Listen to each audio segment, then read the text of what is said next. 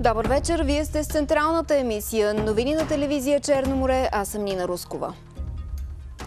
Специализирана полицейска операция на МВР и ДАНС се провежда във Варна. Това потвърдиха за телевизия Черно море от прес-центъра на областната дирекция на Вътрешното министерство. Засилени проверки на автомобили се извършват на входовете и изходите на града от сутринта. От прес-центъра на полицията уточниха за Черно море, че операцията се провежда и в други големи градове на страната и ще продължи през целия ден. Надявам се следващата година Общинския съвет във Варна да отпусне средства за решаването на проблема с Шокеровия канал и през 2017 година плажът да бъде чист. Това каза за телевизия Черно море Андрей Василев, търговски пълномощник на фирмата концесионер на Варненския плаж. Около 20% по-малко са руските туристи по Черноморското крайбрежие, но за щастие това не се отрази на Варненския плаж, който винаги е разчитал на туристи от вътрешността на страната. Това каза за телевизия Черно море Андрей Василев, търговски пълномощник на фирмата концесионер на Варненския плаж. По думите му, всеки, който реализира някаква туристическа услуга на плажната алея, би трябвало да се похвали с добър сезон. Той коментира и културата на плажуващите през изминалото лято. Хигиената преди всичко. На първо място, проблемите свързани с хигиената са доста сериозни. Неведнъж сме ги коментирали. Ние ежегодно провеждаме мероприятия, с които инициираме така организираното почистване на Варненския плаж. За наше голямо съжаление, голяма част от, да не кажа, почти всички природозащитни организации не се включват в почистването на крайбрежната алея. Василев посочи като голям проблем и липсата на постоянно място за Евиния плаж. Концесионерът 7 години поред осигурява пространство за жените с здравословни проблеми и за тези, които желаят да плажуват по този начин, но тази година са се сблъскали два интереса. Единия на хора, които не желаят този плаж да съществува. С какви мотиви? Извиняйте, че ви прекъсвам. Неморалното присъствие на жени с такива проблеми на Варненския плаж, заграждането и ограничаването на достъпа, свободния достъп на други хора и така нататък. Все с мотиви, с които считам, че не са основателни. И друга група жени, които пък желаят да посещават този плаж и имаха интерес да го има. Опасявам се, че поради всички тези проблеми до година може и да няма Евен плаж, подчерта Василев. Той изрази надежда новият общински съвет да включи в бюджета за следващата година средства, които да решат проблема с Шокеровия канал и през 2017 плажът и морето да бъдат по-чисти.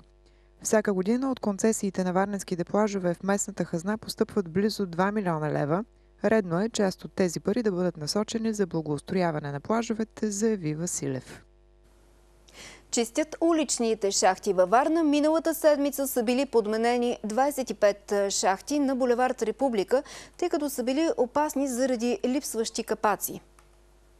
Почистване на шахтите и отводнителните канали във Варна и селата в общината започна от няколко дни, съобщиха от дирекция Инженерна инфраструктура и благоустрояване. То ще продължи до края на октомври. Шахтите се чистят от събралите се листа и боклуци. В община Варна има над 7000 шахти, в това число влизат и тези в селата Каменар, Звездица, Тополи и Константиново.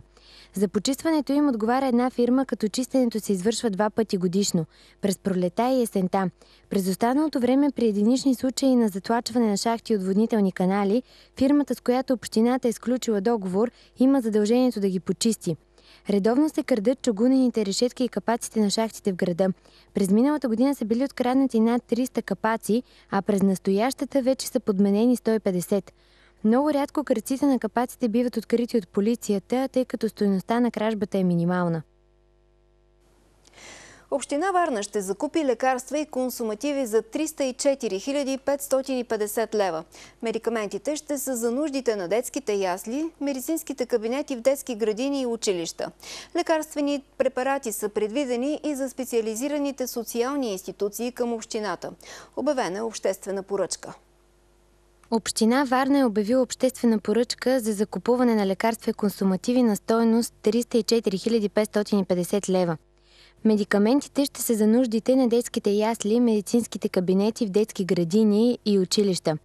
Лекарствени препарати са предвидени за специализираните и социални институции към общината. Предвидена е доставка на ваксини, тестове за наркотици, лекарства, консумативи и аптечки за първа помощ за нуждите на дирекция превенции, за ЗООК-та и за общинското предприятие Спорт Варна. Според документацията, закупените лекарствени средства ще обезпечат нуждите на съответните заведения за следващите 3 години. Оферти или заявления за участие в конкурса за поръчката ще се приемат до 9 ноември. Предложенията на фирмите ще бъдат отворени на следващия ден. През октомври, световният месец за борба с рака на гърдата, в университетската болница Света Марина във Варна ще се извършват безплатни профилактични прегледи при мамолог. Те са част от националната информационна кампания за профилактика на рака на млечната жлеза. Прегледи ще има между 6 и 28 октомври в клиниката по гръдна хирургия след предварително записване на телефон 052 978 660. След запълване на графиците, записвания ще бъдат преустановени. И към останалите теми, безработицата във Варненска област през август запазва нивото си от юли и е 5,6%. В бюрата по труда са регистрирани 12 362 души. Броят на регистрираните безработни в бюрата по труда във Варненска област е 12 362, които са с 107 по-малко, отколкото са били през юли. Спрямо същия период на миналата година безработните са намалели с 1291 души. Това сочат данните на дирекция Регионална служба по заетостта. Във Варна равнището на безработица през август е 3,2%, при 3,1% предходния месец. В бюрата по труда са записани 5541 души, които са с 108 повече, отколкото са били през юли и с 122 по-малко от август миналата година. На работа в областта миналия месец са постъпили 856 души. 186 от тях са младежи до 29 години. През август 2015 година в бюрата по труда са били заявени 913 работни места, като най-много от тях са в сферата на образованието – 203. Следват административни и спомагателни дейности, търговията, финансови и застрахователни дейности, преработващата промишленост, транспорта, хотелиерство и ресторантьорство. 10 акта за нарушения са съставени на търговци от Комисията за защита на потребителите за продажба на тютюневи изделия на лица под 18 годишна възраст при направени около 50 проверки. Комисията започва кампания за хората от третата възраст, към които търговците адресират различни послания, свързани с стоки за здравето и различни намаления в търговските вериги. Ще има глоби за родители, които не записват децата си в училище и за тези, които не осигуряват присъствието на децата в детската градина или училище. Депутатите решиха, че ще има глоби за родители, които не записват децата си в училище или детска градина. Санкцията, която е включена в окончателно приетите текстове от Закона за предучилищното и училищното образование, от 50 до 150 лева. В същия размер ще е глобата и за родители, които не осигурят присъствието на децата в забавачка или училище. От 5000 до 10 000 лева пък ще е глобата за лица, които без регистрация организират и провеждат дейности по отглеждане, възпитание и обучение на деца от 3-годишна възраст до постъпването им в първи клас с цел издаване на документ за завършена предучилищна подготовка. Автор или издател на познавателна книжка, учебник или учебен комплект, който разпространява произведението в отклонение от одобрения проект, ще се наказва с глоба или съответно с имуществена санкция в размер от 1000 до 5000 лева. Толкова ще е и глобата за автор или издател, който заблуждава, че познавателната книжка, учебникът или учебният комплект, който продава, са одобрени от просветния министър. По инициатива на министъра на транспорта, информационните технологии и съобщенията Ивайло Московски, 3 месеца по-рано от планирания срок, всички теоретични изпити на кандидатите за водачи на моторни превозни средства ще се провеждат електронно. От днес във всички областни отдели изпитите по теория ще се провеждат само на таблети. По този начин ще се ограничат възможностите за корупционни практики и ще се подобри безопасността на движение. Във Варненския свободен университет Черноризец Храбър официално беше открита 25-та юбилейна академична година. По време на церемонията бяха връчени и годишните стипендии на лауреатите на националната стипендиантска програма «Аз ще уча и ще успея в България».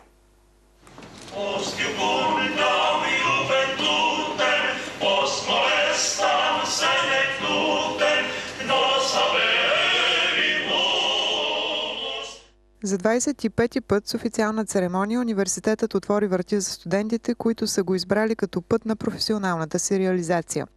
Всяка учебна година си има своя специфика, но тази откриваме с особено вълнение, защото е юбилейна. Професор по психологически науки Галя Герчева. За тези 25 години искам да се знае категорично, че университетът притежава абсолютно всички национални акредитации. Единственият университет в България, който притежава и трите знака за акредитация на Европейската комисия. Има предвид ECTS Label, DS Label и HR Logo. Тоест ние гарантираме европейско качество на висшето образование, което се признава по света. Този ден е празник за всички, които носят в сърцето си пламъка на просвещението и на българската духовност, казва в приветственото си слово президентът на университета, професор доктор на икономическите науки Анна Недялкова.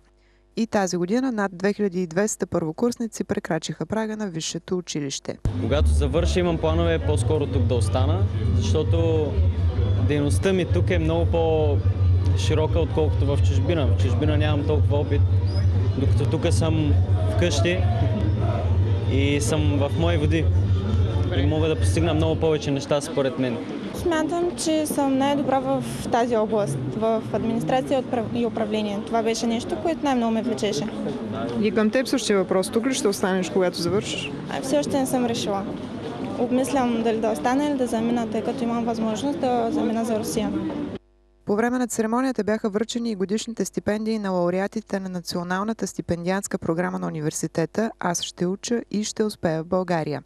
На официалното откриване на академичната година присъстваха временно изпълняващия длъжността кмет на Варна Пейчо Пейчев, областният управител Стоян Пасев, много гости и възпитаници на университета. И на криминална тема. След сигнал за кражба от частен дом на улица Отец Паисий във Варна е установено, че неизвестно лице е разбило 2 входни врати.